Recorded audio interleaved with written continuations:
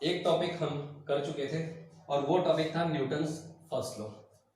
Newton's first law के बारे में तुमने सभी ने पढ़ लिया होगा, लेकिन अब है न्यूटन सेकंड लॉ। यहां से चीजें थोड़ी थोड़ी करके मुश्किल होती जाएंगी, लेकिन ये आसान तब है जब तुमने 9th क्लास की बुक को ढंग से पढ़ लिया हो। ठीक है, न्यूटन सेकंड लॉ होता क्या है वो बाद में बताऊंगा। पहले मैं एक डायग्राम समझा रहा हूं, उस डायग्राम को अगर तुमने समझ लिया तो वही होगा न्यूटन का सेकंड लॉ। मान लो ये सड़क है, इस सड़क के ऊपर एक गाड़ी जा रही है किसी वेलोसिटी v1 के साथ। ठीक है, इस गाड़ी का कोई ना कोई मास भी तो होगा। लेट कर लिया m क्या है, मास ऑफ द कार। ये कार का मास है और ये जा रही है अपनी इनिशियल वेलोसिटी v1 के साथ। तो v1 क्या है, initial velocity of the car. ठीक है, मान लो इस गाड़ी की स्पीड है 60 किलोमीटर पर आवर और वो 60 किलोमीटर पर आवर के हिसाब से ड्राइवर उसको आगे ले जा रहा है। अगर उस गाड़ी की स्पीड को मुझे 100 करना हो तो मुझे एक्सीलरेटर दबाना पड़ेगा, नहीं दबाना पड़ेगा? मुझे गाड़ी के ऊपर फोर्स लगानी पड़ेगी, तब जाके वो गाड़ी ज्यादा स्पीड के साथ आगे जाएगी। ठीक है, जब तक मैं गाड़ी के ऊपर फोर्स नहीं लगाऊंगा तब तक ये v1 वेलोसिटी के साथ चलती जाएगी। लेकिन मैं चाहता हूं कि ये अपनी वेलोसिटी को बढ़ाए, तो इसके लिए मुझे इसके ऊपर क्या लगाना पड़ेगा, फोर्स। लेट कर लिया इस डायरेक्शन में मैंने F फोर्स लगा ली। F का मतलब क्या है, applied force on the car, car के ऊपर लगाई गई फोर्स। जैसे ही मैं इसके ऊपर फोर्स लगाता हूं इसकी वेलोसिटी बढ़ जाती है। अब सिंपल सी बात है, एक बच्चा साइकिल चला रहा है, अगर तुम पीछे से उसको धक्का दे दोगे तो क्या उसकी वेलोसिटी बढ़ेगी या नहीं बढ़ेगी? बढ़ेगी। तो इसी तरीके से जब तुम इसके ऊपर फोर्स लगाओगे तो ये गाड़ी है, उसका मास था, इसकी वेलोसिटी अब बढ़ के कितनी हो गई, v2। ठीक है, तो v2 क्या इसमें, final velocity of the car. ठीक है, अब पहले गाड़ी जा रही थी v1 वेलोसिटी के साथ, उसका कोई ना कोई मोमेंटम था। फिर गाड़ी जा रही है v2 वेलोसिटी के साथ, इसका भी कोई ना कोई मोमेंटम है। पहले मोमेंटम कुछ और था, बाद में मोमेंटम कुछ और हो गया, क्योंकि मोमेंटम एक ऐसी फिजिकल क्वांटिटी होती है जो बॉडी के मास और बॉडी की वेलोसिटी के ऊपर डिपेंड करती है। अगर बॉडी की वेलोसिटी चेंज हो गई तो बॉडी का मोमेंटम भी चेंज हो गया। पहले मोमेंटम कुछ और था, बाद में मोमेंटम कुछ और हो गया। इनिशियल मोमेंटम कितना होगा, initial momentum of the body, body का इनिशियल मोमेंटम मास इनटू में वेलोसिटी, वही होता है मोमेंटम, मास इनटू में वेलोसिटी। अब जैसे ही मैंने फोर्स लगाई उसका मोमेंटम चेंज हो गया। अब हम निकालेंगे final momentum, final momentum of the body. Final momentum भी होगा मास इनटू वेलोसिटी, मास m, velocity v2, m into में v2, इसको हम बोलेंगे फाइनल मोमेंटम। ठीक है, अब मोमेंटम तो चेंज हो गया, पहले इनिशियल मोमेंटम को छोड़ता, फोर्स लगने के बाद बॉडी का मोमेंटम कुछ और हो गया, तो इसका मतलब मोमेंटम तो चेंज हुआ। अब हम वो चेंज इन मोमेंटम निकालेंगे, चेंज इन मोमेंटम कैसे निकालेंगे, final momentum minus initial momentum, यही होता है। इसी को हम क्या बोलते हैं, चेंज इन मोमेंटम। और चेंज इन मोमेंटम को हम लिखते हैं dp से। p को हम क्या बोलते हैं, मोमेंटम। अगर p के आगे मैंने d लगा दिया तो इस dp को हम क्या बोलेंगे, चेंज इन मोमेंटम। तो चेंज इन मोमेंटम क्या आ गया, mv2 माइनस mv1। क्लियर? तो बॉडी के ऊपर जब तक फोर्स नहीं लगी थी तब तक उसका इनिशियल मोमेंटम था m इंटू में v1। जैसे ही मैंने बॉडी के ऊपर फोर्स लगाई उसका मोमेंटम चेंज होकर कितना हो गया, mv2। तो हम चेंज इन मोमेंटम dp निकालते हैं, और कैसे निकालते हैं, final momentum minus initial momentum. ठीक है, ये तो हो गया चेंज इन मोमेंटम। अब मुझे चाहिए rate of change of momentum, rate of change of momentum. Rate of change of momentum का मतलब है तुम्हें इस dp को dt से डिवाइड करना पड़ेगा, dp डिवाइडेड बाई dt। अगर तुम चेंज इन मोमेंटम को टाइम से डिवाइड कर देते हो तो ये बन जाता है rate of change of momentum. ठीक है, यहां किया है तो यहां पर भी करो, mv2 माइनस mv1 divided by dt। Clear है? अब बात आती है न्यूटन सेकंड लॉ की। न्यूटन सेकंड लॉ क्या कहता है कि ये जो rate of change of momentum है वो अप्लाइड फोर्स के डायरेक्टली प्रोपोर्शनल है। According to Newton's second law, the rate of change of momentum is directly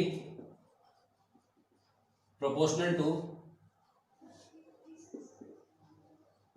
the applied force। ये जो बात मैंने लिखी है इसी को हम बोलते हैं Newton second law. According to Newton second law, the rate of change of momentum is directly proportional to the applied force. ठीक है, ये चीज तुमने 9th क्लास में भी पढ़ी होगी।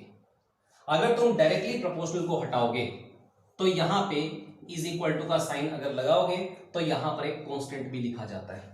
लेट कर लिया, उस कांस्टेंट को मैंने किससे लिख दिया, के से, और ये हो जाएगा dp डिवाइडेड बाई dt। ठीक है, यहां पे k की वैल्यू 1 होती है, क्योंकि कोई भी कांस्टेंट हो उसकी वैल्यू 1 ही होती है। तो यहां पे f की वैल्यू किसके बराबर आ गई, dp बाई dt। इस लॉ को हम बोलते हैं न्यूटन सेकंड लॉ। क्लियर है? कोई दिक्कत? अब यहां पर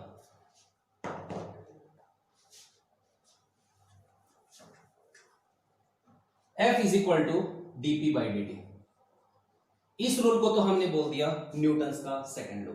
अब मैं न्यूटन्स के सेकंड लॉ की दूसरी फॉर्म भी देखूंगा।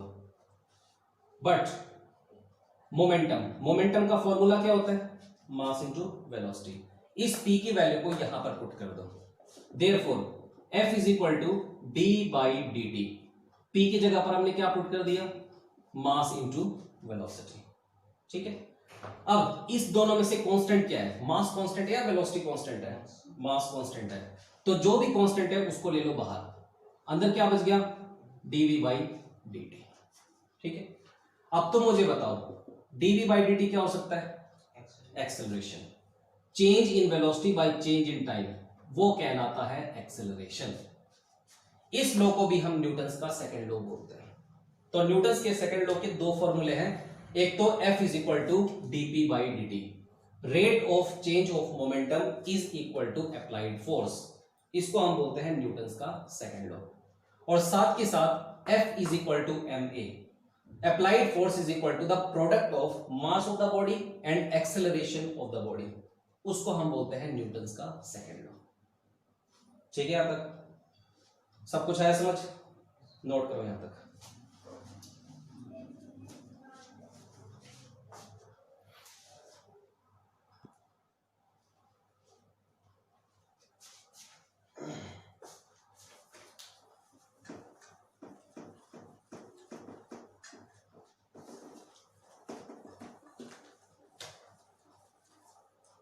उसके बाद इसी को हम कंटिन्यू करते हैं।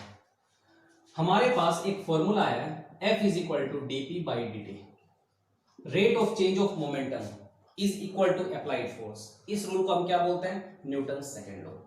इसी की एक दूसरी फॉर्म है क्या, F is equal to mass into acceleration. यह है बॉडी का मास और A का मतलब है एक्सेलरेशन ऑफ द बॉडी, और यह है अप्लाइड फोर्स। इसको दे दिया मैंने इक्वेशन नंबर 1। ठीक है, अब इसी चीज को हम F को F वेक्टर भी लिख सकते हैं, लिखा जा सकता है, क्योंकि जो फोर्स होती है वो वेक्टर क्वांटिटी होती है, इज इक्वल टू m, और A को हम A वेक्टर भी लिख सकते हैं। A वेक्टर का मतलब है कि एक्सेलरेशन एक वेक्टर क्वांटिटी है, वेक्टर उसी के ऊपर लगाया जाता है जो वेक्टर क्वांटिटी हो। मास एक स्केलर क्वांटिटी है, इसलिए मास के ऊपर मैंने ये तीर का निशान नहीं लगाया। ठीक है, इसको इक्वेशन नंबर 1 दे दो, तो F vector is equal to m into में A वेक्टर। अब नाउ ये जो F वेक्टर है इसको हम तोड़ सकते हैं 3 भागों में। इसी F वेक्टर को हम लिख सकते हैं fx i cap plus F Y J cap plus F Z K cap. I cap, J cap और के कैप इनको हम बोलते हैं यूनिट वेक्टर्स। ये जो आई कैप है इसको यूनिट वेक्टर बोला जाता है और इसकी डायरेक्शन एक्स एक्सिस के अलोंग होती है जो इस एफ एक्स की डायरेक्शन को दिखाता है। ठीक है, अब जैसे कि अगर मैं 3D पिक्चर बनाऊं, मैंने ये 3D पिक्चर बना दिया, इसको हम बोलते हैं एक्स एक्सिस, इसको हमने बोल दिया वाई एक्सिस, इसको हमने बोल दिया जेड एक्सिस। एक्स एक्सिस के अलोंग हमेशा आई कैप होता है, ठीक है, वाई एक्सिस के अलोंग हमेशा जे कैप होता है और जेड एक्सिस के अलोंग हमेशा के कैप होता है, यानी के लिख के इसके ऊपर कैप। ये आई कैप, जे कैप और के कैप इनका मतलब होता है यूनिट वेक्टर्स। एक्स एक्सिस की तरफ लगने वाली फोर्स को हम बोलते हैं एफ एक्स, वाई एक्सिस की तरफ लगने वाली फोर्स को हम बोलते हैं एफ वाई और जेड एक्सिस की तरफ लगने वाली फोर्स को हम बोलते हैं एफ जेड। ठीक है, ये तो होगी force acting along x axis और ये इस फोर्स की दिखाएगी डायरेक्शन। ठीक है, ये तो हो गया फोर्स का मैग्नीट्यूड एफ एक्स जो एक्स एक्सिस की तरफ लग रही है और इस फोर्स की डायरेक्शन को दिखाने के लिए हम इस यूनिट वेक्टर आई कैप का यूज करते हैं। तो यहां पर मैंने एफ वेक्टर को लिख दिया F X I cap. F x का मतलब force acting along x axis और आई कैप का मतलब इस फोर्स की डायरेक्शन। ठीक है, F Y J cap, F Y का मतलब force acting along Y axis और जे कैप का मतलब direction of the force. F Z K cap, F Z का मतलब है जेड एक्सिस की तरफ एक्ट करने वाली फोर्स और के कैप का मतलब है फोर्स की डायरेक्शन। ये मैग्नीट्यूड, ये डायरेक्शन, ये मैग्नीट्यूड, ये डायरेक्शन, ये मैग्नीट्यूड, ये डायरेक्शन।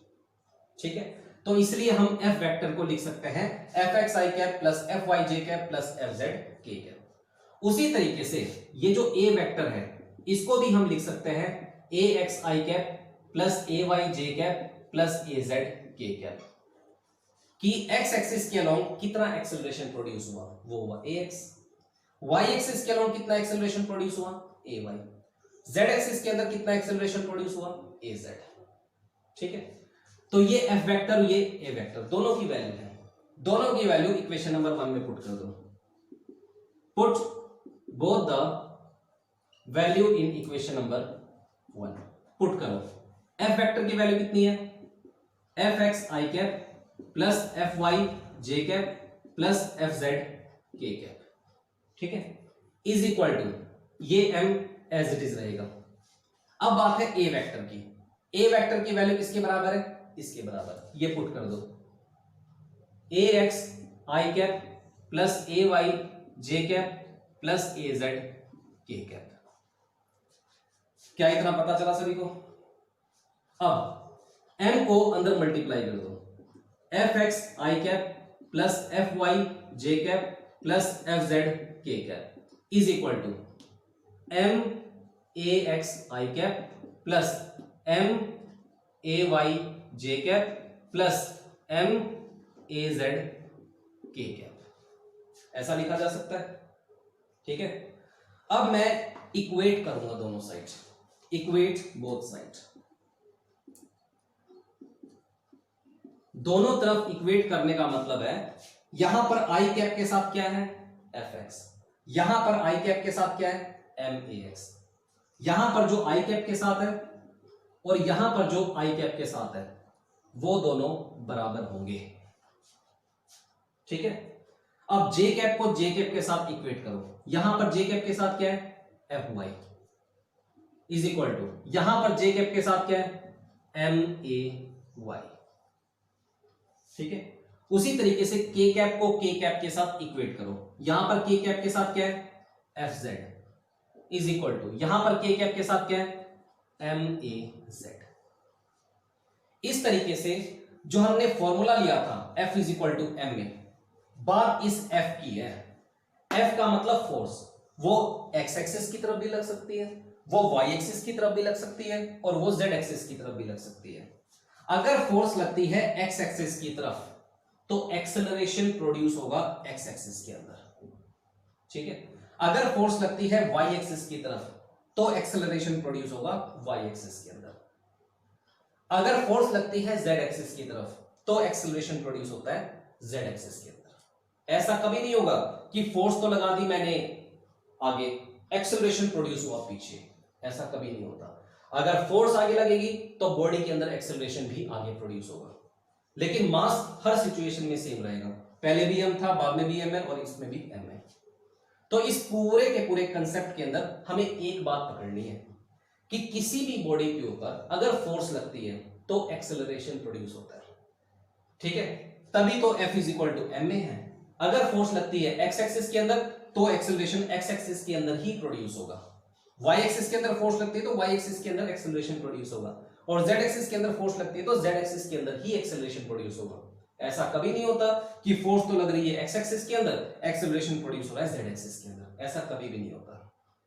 क्लियर है? इस रूल को हम क्या बोलते हैं? Newton's second law. क्लियर है सारी बातें? नोट करो इसको।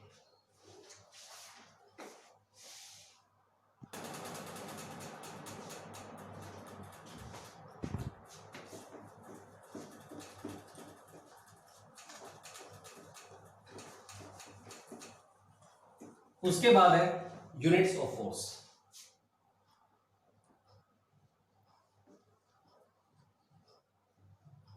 नाइन्थ क्लास से एक चीज पढ़ते आए हो कि फोर्स की यूनिट होती है न्यूटन, पढ़ते आए हो। लेकिन प्लस वन में सिर्फ एक न्यूटन बोलने से काम नहीं चलेगा। फोर्स को हमने दो भागों में क्लासिफाई किया है। जो फोर्स की यूनिट होती है उसको हम दो भागों में तोड़ते हैं। एक तो होती है एब्सोल्यूट यूनिट और एक होती है ग्रेविटेशनल यूनिट। एब्सोल्यूट यूनिट और एक होती है ग्रेविटेशनल यूनिट। तो हमने फोर्स की यूनिट को दो भागों में तोड़ दिया, एक तो है एब्सोल्यूट यूनिट और एक है ग्रेविटेशनल यूनिट। सबसे पहले हम एब्सोल्यूट यूनिट की बात करेंगे। एब्सोल्यूट यूनिट के फिर दो पार्ट हैं, एक तो एसआई यूनिट और एक होता है सीजीएस यूनिट। इसके बारे में तो तुमने 9th क्लास में पढ़ लिया था, एसआई यूनिट क्या होता है, सीजीएस यूनिट क्या होता है। सबसे पहले हम पढ़ने जा रहे हैं एसआई यूनिट। जो फोर्स होती है उसकी एसआई यूनिट होती है न्यूटन, जिसके बारे में तुम पढ़ते आए हो शुरू से 8th क्लास से, ठीक है। लेकिन जो सीजीएस यूनिट होती है फोर्स की वो होती है डाइन, ठीक है। तो हमने फोर्स की यूनिट को दो भागों में क्लासिफाई कर लिया, एब्सोल्यूट यूनिट और ग्रेविटेशनल यूनिट। एब्सोल्यूट यूनिट के दो पार्ट हैं, एसआई यूनिट और सीजीएस यूनिट। फोर्स की एसआई यूनिट क्या होती है? न्यूटन। और फोर्स की सीजीएस यूनिट क्या होती है? डाइन, ठीक है ये बात। अब एक फॉर्मूला हमने पढ़ा अभी, F is equal to mass into acceleration. Force की यूनिट अगर हम यहां पर न्यूटन लेते हैं तो उस टाइम मास की यूनिट हमें केजी लेनी ही पड़ेगी और एक्सेलरेशन की unit metre per second square लेनी पड़ेगी। यह बात याद रखना आगे के लिए।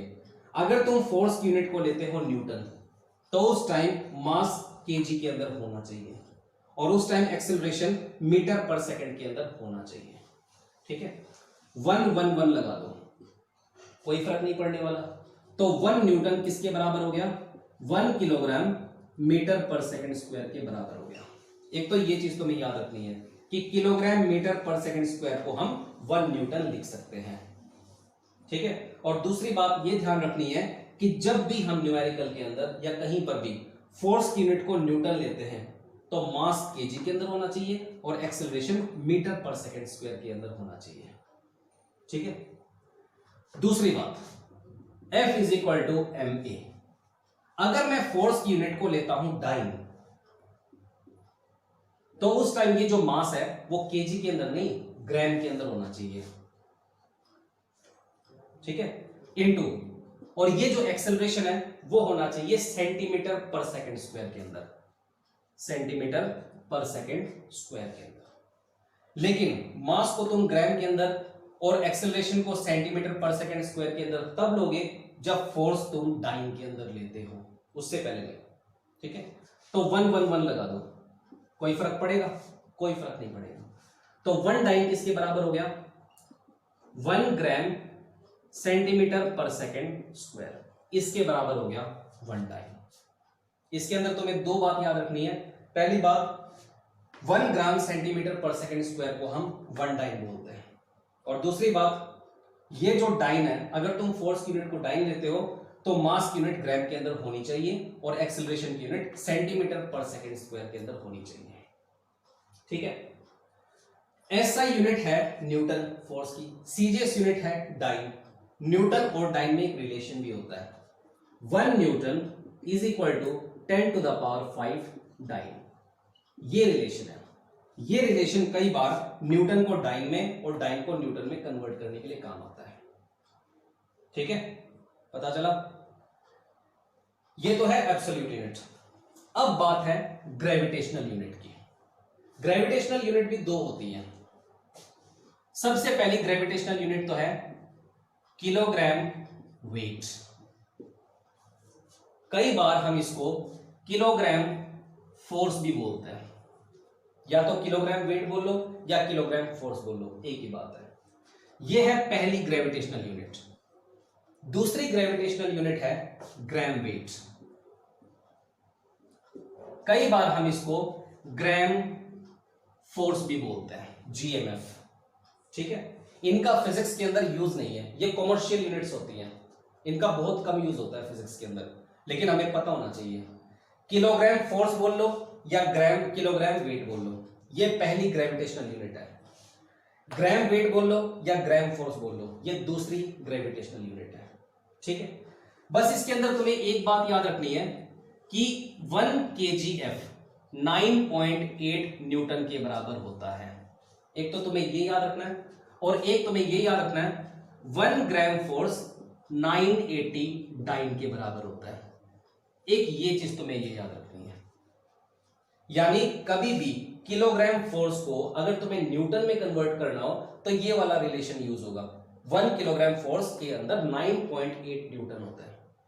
कभी भी तुम ग्राम फोर्स को डाइन के अंदर कन्वर्ट करना चाहते हो तो 1 gram force is equal to 980 dyne होता है। ये दोनों रिलेशन है इन ग्रेविटेशनल यूनिट को एब्सोल्यूट यूनिट में बदलने का एक फॉर्मूला है। ठीक है, मान लो तुम्हारे पास न्यूमेरिकल है, न्यूमेरिकल के अंदर किलोग्राम फोर्स दिया हुआ है, लेकिन तुम्हें तो आंसर के अंदर न्यूटन निकालना है, तो किलोग्राम फोर्स को तुम न्यूटन के अंदर तो कन्वर्ट करोगे। कैसे करोगे? 1 kilogram force is equal to 9.8 Newton. ठीक है बात, कोई डाउट यहां तक? ये था ग्रेविटेशनल यूनिट। अब मेरा एक क्वेश्चन है। क्वेश्चन क्या है? मान लो मैंने ले लिया 5 kg। ये 5 kg मास है या वेट है? क्या है ये? क्या है? मास है। ये 5 kg मास है, वेट है। ये मैं कहता हूं ये 5 kg मास है। अगर मैं इस 5 kg को 9.8 के साथ मल्टीप्लाई कर दूं तो जो भी आंसर आएगा वो न्यूटन के अंदर आएगा और वो कहलाएगा वेट। ये याद रखना। जब भी तुम्हें अगर गिवन हो ना बुक के अंदर या न्यूमेरिकल के अंदर ऐसे गिवन होगा a body of mass 5 kg, तो वो जो 5 kg होगा वो मास होता है। अगर कभी भी हमें मास गिवन हो और हमें वेट निकालना हो तो 9.8 से मल्टीप्लाई करना होता है। 9th क्लास में एक फॉर्मूला आता है W is equal to m/g। पढ़ चुके हो ये फॉर्मूला? मास को g के साथ मल्टीप्लाई करोगे, g का मतलब 9.8, तो मैंने 5 को 9.8 के साथ मल्टीप्लाई कर दिया। जो भी आंसर आएगा वो होगा वेट। ठीक है, न्यूमेरिकल के अंदर मास गिवन होता है, वेट गिवन नहीं होता, वेट हमें निकालना होता है। मास की यूनिट होती है किलोग्राम, तो वेट की होगी किलोग्राम फोर्स। ठीक है, किलोग्राम यूनिट होती है मास की, लेकिन किलोग्राम फोर्स ये यूनिट किसकी होगी? वेट की। ठीक है, कोई डाउट यहां तक? नोट करो सारी बातों।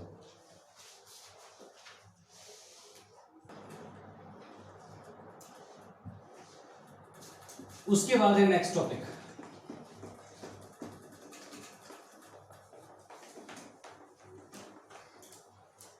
नेक्स्ट टॉपिक है इंपल्स।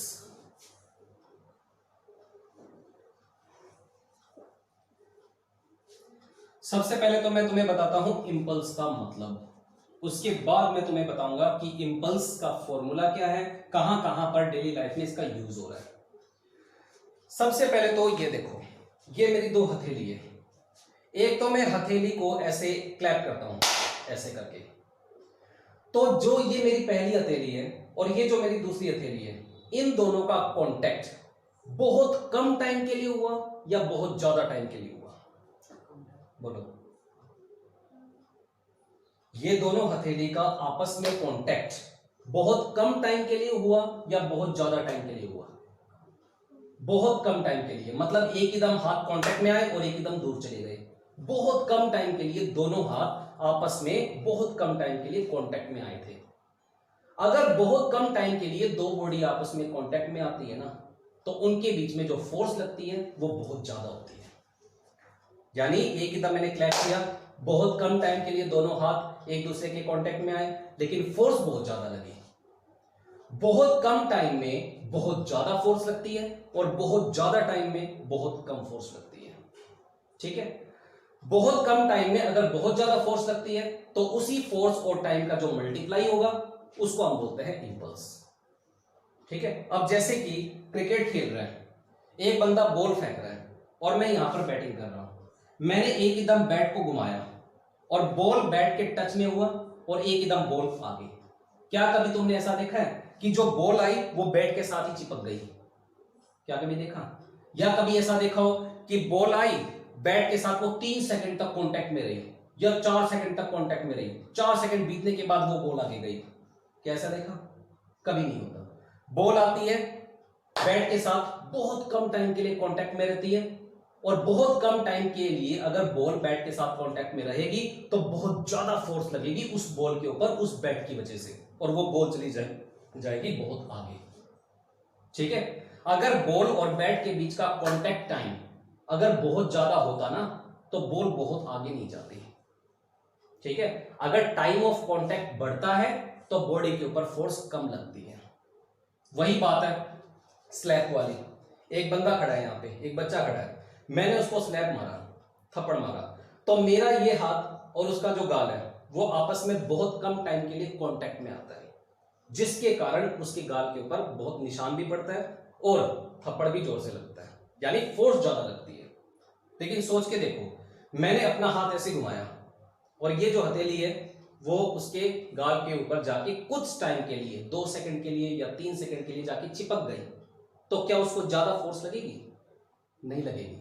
फोर्स उसको ज्यादा कब लगेगी? जब हाथ घुमाया, गाल के ऊपर हाथ गया और एक एकदम हाथ पीछे, तब जाके उसको ज्यादा फोर्स लगती है, ज्यादा चोट लगती है। बहुत कम टाइम पे बहुत ज्यादा फोर्स एक्सपीरियंस होती है और बहुत ज्यादा टाइम पे बहुत कम फोर्स एक्सपीरियंस होती है। ठीक है, वही बात एक हथौड़े के साथ भी है। यहां पर मैंने एक कील इसके अंदर ठोकनी है, इसके लिए मैं एक हैमर ले आया, हैमर को मैंने कील के ऊपर हिट किया। कभी तुमने देखा है कि हैमर कील के साथ जाके चिपक गया? एक एकदम हैमर उस कील के ऊपर पड़ेगा, बहुत कम टाइम ऑफ कांटेक्ट के बाद वो हैमर पीछे हो जाएगा और कील अंदर। ठीक है, तो हैमर का और कील का जो टाइम ऑफ कांटेक्ट होता है वो बहुत ज्यादा होता है या बहुत कम होता है?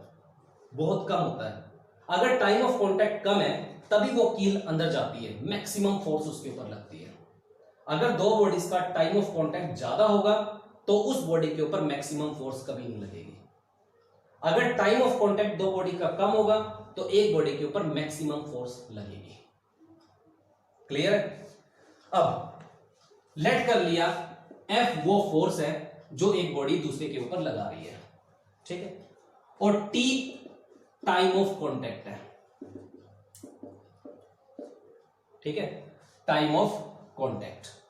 अगर मैं इस फोर्स को अगर टाइम के साथ मल्टीप्लाई कर दूं तो वो हमें देगा इंपल्स। एक तो तुम्हें ये चीज याद रखनी है कि इंपल्स होता है फोर्स इनटू में टाइम। अब फोर्स और टाइम आपस में इनवर्सली प्रोपोर्शनल है या डायरेक्टली प्रोपोर्शनल है? दो चीज आपस में मल्टीप्लाई में है, तो अगर दो चीज आपस में मल्टीप्लाई में है तो वो एक दूसरे के बिल्कुल इनवर्सली प्रोपोर्शनल होता है। अगर टाइम बढ़ता है तो लगने वाली फोर्स घटेगी, अगर टाइम ऑफ कांटेक्ट घटता है तो लगने वाली फोर्स बढ़ेगी।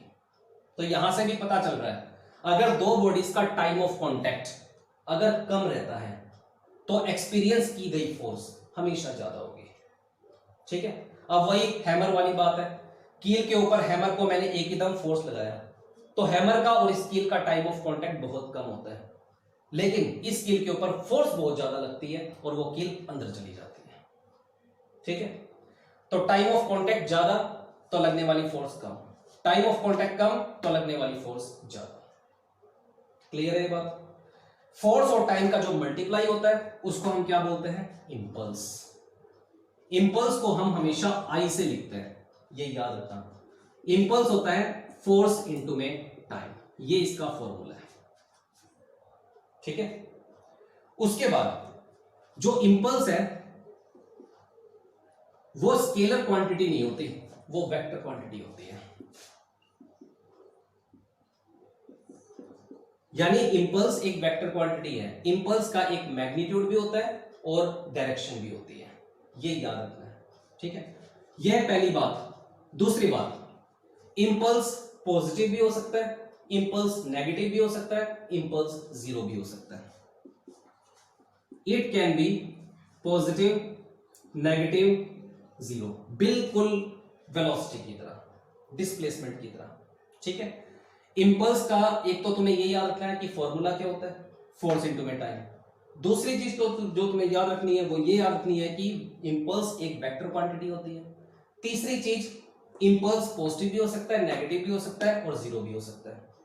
चौथी चीज है यूनिट ऑफ इंपल्स।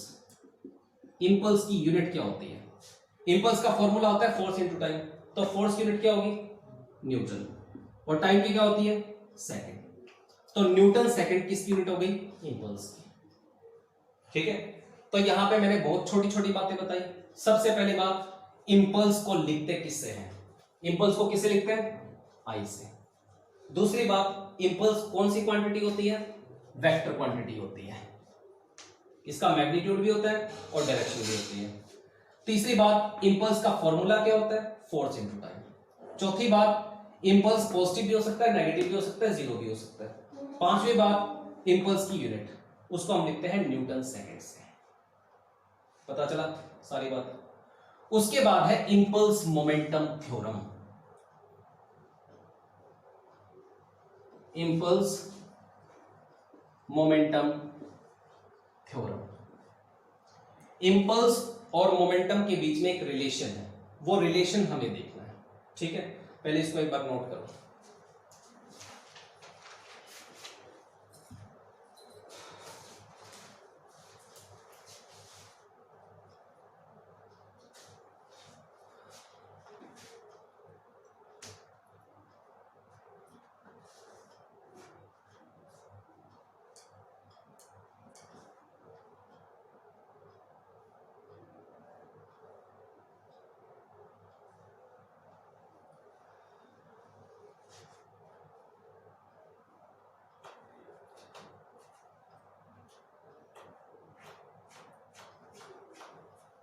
हो गया?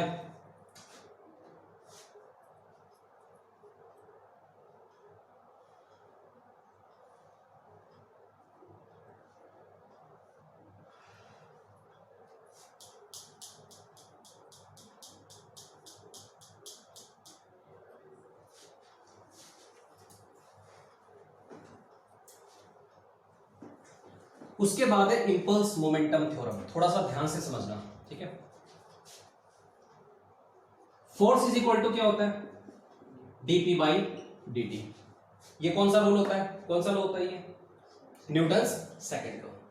यहां से मुझे इंपल्स मोमेंटम थ्योरम निकालनी है। ठीक है, इंपल्स मोमेंटम थ्योरम का अब हम कर रहे हैं प्रूफ।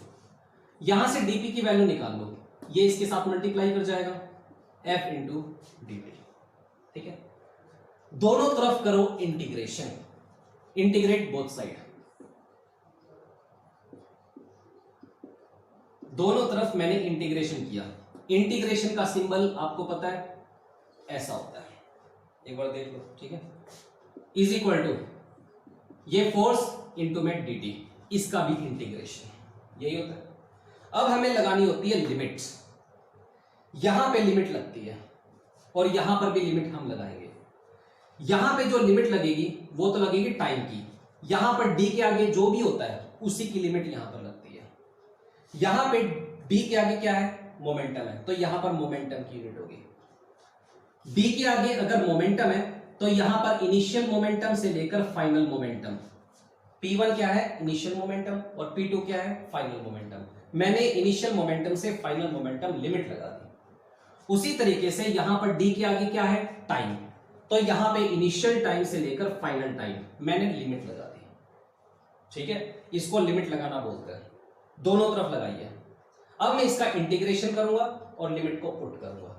डीपी का इंटीग्रेशन क्या होता है पी, पी का डेरिवेटिव होता है डीपी, तो डीपी का इंटीग्रेशन क्या होगा पी।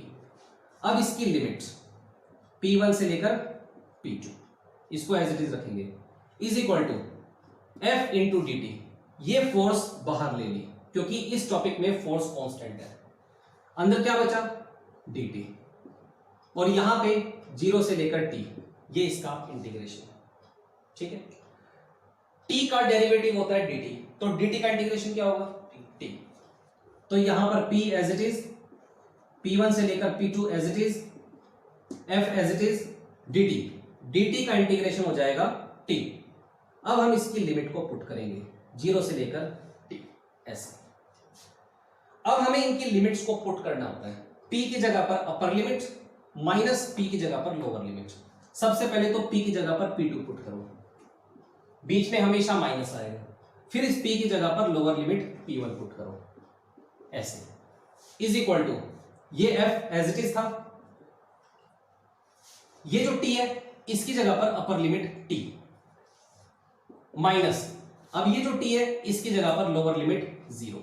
इस तरीके से हमें लिमिट को बाद में पुट करना होता है। तो P2 माइनस P1 किसके बराबर हो गया फोर्स इंटू में टाइम, इसी के बराबर हो गया। लेकिन अभी हमने पढ़ा फोर्स इंटू टाइम क्या होता है इंपल्स, बट फोर्स इंटू में time is equal to impulse. Therefore इसकी जगह पर हम I लिख देंगे, I is equal to P2 minus P1। यही होता है इंपल्स मोमेंटम थ्योरम।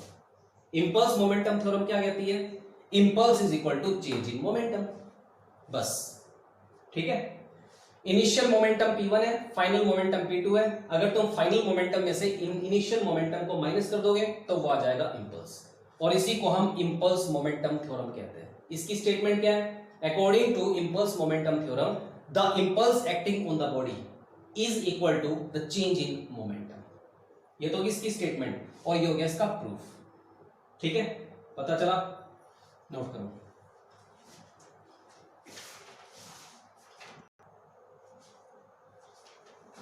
उसके बाद दो ग्राफ हैं,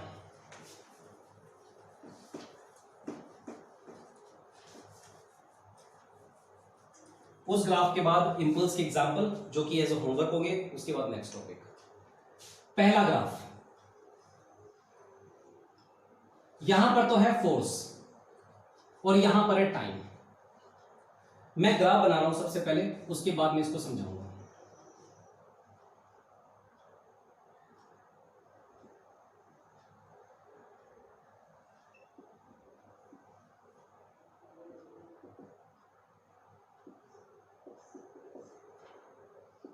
देखो, ये एक्स एक्सिस है, एक्स एक्सिस टाइम को रिप्रेजेंट करता है, ये वाई एक्सिस है, वाई एक्सिस फोर्स को रिप्रेजेंट करता है।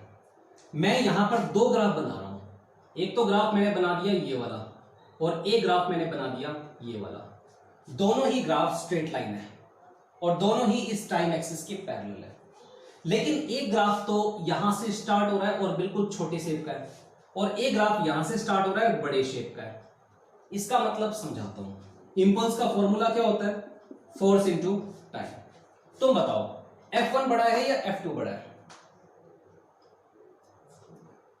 बताओ। F1 के लिए ग्राफ तो यहां से शुरू हो रहा है, F1 की वैल्यू सिर्फ इतनी है, ठीक है। F2 का ग्राफ यहां से शुरू हो रहा है और F2 की वैल्यू इतनी है। कौन बड़ा है, F1 बड़ा है या F2 बड़ा है, कौन बड़ा है, F2। F2 ज्यादा है और ये F1 कम है। तुम बताओ अब, अगर F2 ज्यादा है तो F2 के लिए जो टाइम लग रहा है वो ज्यादा है या कम है।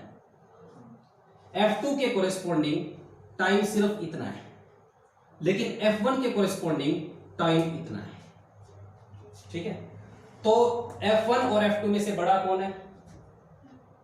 कौन बड़ा है? F2 बड़ा है। बड़ा है क्या? या F1 बड़ा है? F2 बड़ा है। और T1 और T2 में से कौन बड़ा है? ये तो टाइम T1 है और ये टाइम T2 है। कौन बड़ा है? T1 टाइम बड़ा है। अगर टाइम T1 बड़ा है तो F1 फोर्स क्या हुई? कम। अगर टाइम T2 बड़ा, T2 छोटा है तो उसके लिए फोर्स F2 क्या हुई? ज्यादा। यही तो होता है इंपल्स का फॉर्मूला। इंपल्स का फॉर्मूला क्या कहता है? फोर्स इनटू में टाइम। अगर टाइम ज्यादा होगा तो फोर्स को क्या होना पड़ेगा? कम होना पड़ेगा। टाइम किसका ज्यादा है? T1 ज्यादा है या T2 ज्यादा है? दोबारा बताओ। T1 ज्यादा है।